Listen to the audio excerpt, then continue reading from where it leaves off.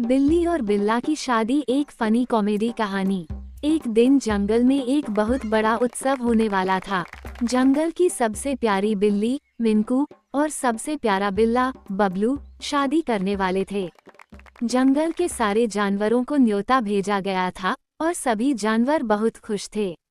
लेकिन जैसा कि हमेशा होता है, इस शादी में कुछ अजीब और मजेदार घटनाएं होने वाली थीं। सबसे पहले जंगल के राजा शेर राजा शादी में आए। जंगल के सारे जानवर उनके स्वागत के लिए बिछ गए। शेर ने देखा बिल्ला और बिल्ली एक साथ खड़े हैं, तो उसने जोर से दहाड़ते हुए कहा, रुको, यह क्या है? बिल्ली और बिल्ला की शादी, क्या ये थोड़ा अजीब नहीं है? फिर शेर ने कहा, ठीक है, तो इस शादी को मजेदार बनाते हैं। और फिर शेर ने सबको हंसी से लोटपोट कर दिया। फिर हाथी आया, जो अपनी लंबी सूंड से पेड़ तोड़ रहा था और हर फल को खा रहा था। हाथी ने कहा, मैं तो सिर्फ खाने के लिए आया हूँ, और शादी बिना खाने के क्या मजा है? हाथी ने एक प्लेट ली और बिना देखे ही उसे गिरा दिया। सारे जानवर उसकी मूर्खता को देखकर हंसी नहीं रोक पाए। फिर बंदर आया, जो अपनी शरारतों से सबको हंसा रहा था। उसने बिल्ला और बिल्ली की शादी की टोपी पेड़ से लटका दी और हंसते हुए कहा, बिल्ला, तुम ये टोपी पहनने वाले हो, ये तुम पर मजेदार लगेगी।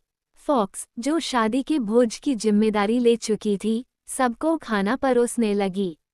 उसने कहा, ये खाना तुमने कभी नहीं खाया होगा, ये जंगल के फल और एक खास मसाले के साथ तैयार किया गया है।